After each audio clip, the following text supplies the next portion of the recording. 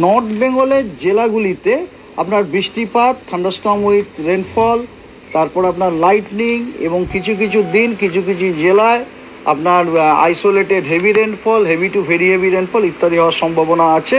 এবং দক্ষিণবঙ্গে যেহেতু ড্রাই এবং গরম হাওয়া আসছে, দক্ষিণবঙ্গের জেলাগুলিতে বেশ কিছু জেলাতে আমরা হট এবং হিউমিড ওয়েদার পাওয়ার সম্ভাবনা রয়েছে।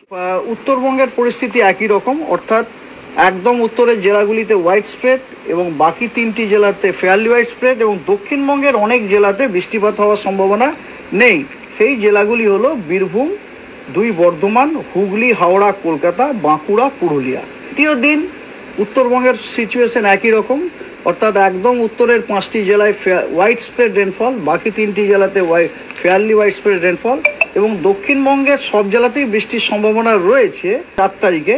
তবে বৃষ্টিপাতগুলি আপনার বেশিরভাগ জেলাগুলিতে বিক্ষিপ্তভাবে 2-1 জায়গায় হালকা বৃষ্টি, এবং কেবলমাত্র বীরভূম, মুর্শিদাবাদ এবং নদিয়া এই জেলাগুলিতেও হালকা মাঝারি ধরনের বৃষ্টি কিছু কিছু জায়গাতে হওয়ার সম্ভাবনা রয়েছে।